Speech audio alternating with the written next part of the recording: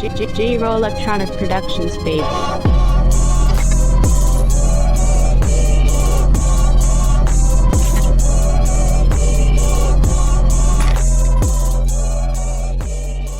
Welcome to DEMOCREPUBLIX, where we cover the real news that matters to we the people.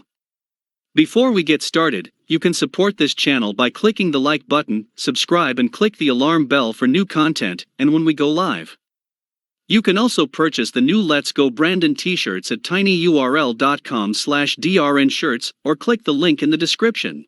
Last Wednesday, the White House convened industry leaders from the Teamsters and AFL-CIO labor unions to the U.S. Chamber of Commerce and other business groups to try and convince the American public that it has a handle on the supply chain.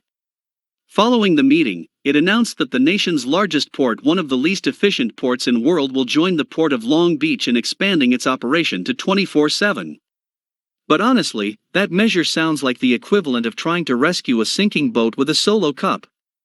In fact, as reported in this piece, despite President Joe Biden's goal to move cargo around the clock in Los Angeles ports, the gates remain shut on Sunday with a smattering of open traffic on Saturday.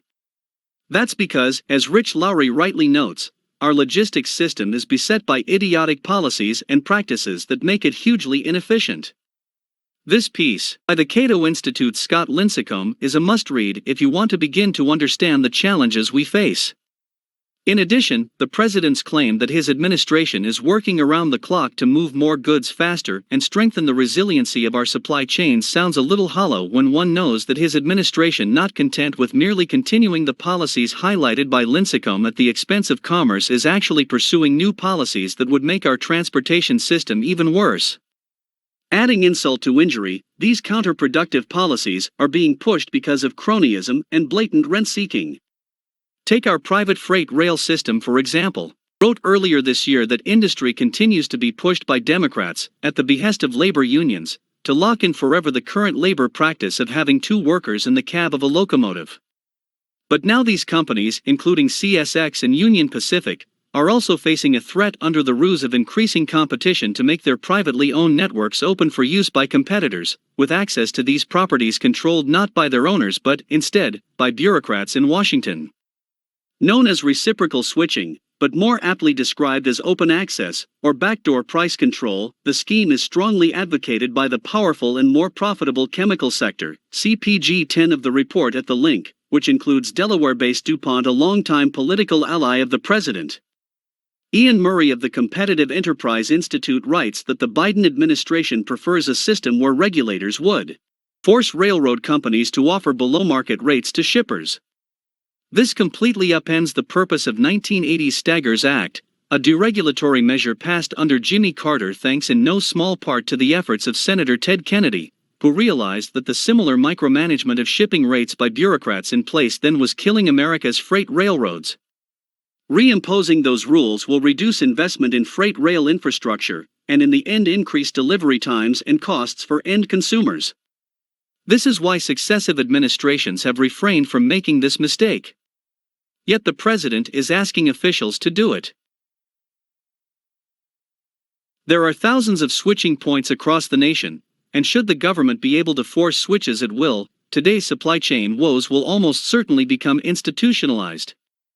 These woes could, even by the administration's own acknowledgement, disrupt and delay service for the president's beloved Amtrak. Open access isn't about consumer welfare. Instead, it's theft of property from disfavored industries in order to reward favored ones. And what do you think this policy will do to the industry's willingness to invest in expansion, improvement, and maintenance? This bipartisan coalition letter notes that, since 1980, the industry has invested more than $500 billion of its own funds into its networks, with annual investment averaging more than $26 billion over the last few years. According to Towson University's Regional Economic Studies Institute, major U.S. railroads in 2014 alone supported approximately 1.5 million jobs, $274 billion in annual economic activity, nearly $90 billion in wages, and $33 billion in tax revenues. Moreover, average inflation-adjusted freight rates are down more than 40% since 19. Many industry observers have expressed concern that imposing forced reciprocal switching and reducing rate flexibility will come at the expense of network investment. The bottom line is this: if the president really wants to improve the operation of supply chains now and in the future, there is a lot he can do, like ending the Jones Act. Lincecum explains, the good old Jones Act, which requires U.S.-built, crewed, and flagged ships to move all freight between U.S. ports on supposed national security grounds, made those ships incredibly expensive and dramatically reduced the size of the U.S. flagged fleet. Along with the aforementioned high port handling costs, this has essentially eliminated the coastwise shipping that the Jones Act regulates and, in turn, has worsened the current shipping situation by 1. Putting additional pressure on inland transit, i.e., trucks and trains are used instead of ships that could travel between U.S. ports, and 2. Causing companies to avoid the Jones Act by port hopping up and down U.S. coasts using larger, foreign-flagged ships that take longer to offload and are prohibited from picking up additional cargo while they're in port. But I guess the president's relationship with his union boss friends would be strained, so scratch that idea and let's keep this awful rule on the books.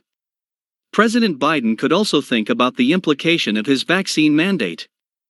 As explained in this piece, there is a risk that the vaccine mandate will make the supply chaos worse. The bottlenecks on the West Coast are going to compact and even intensify further peak season capacity needs into November and December, Shelley Simpson, chief commercial officer for the country's biggest long-haul trucking company, said Friday. It will be a lot of bureaucracy, and I don't see it really helping this situation much other than causing confusion in the supply chain even more, he said on the call.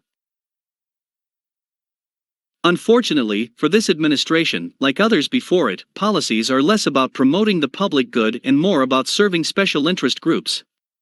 Let us know what you think. Leave your comments down below. Like, share and subscribe. And check out DEMOCREPUBLIX.com for the latest in news. Until next time.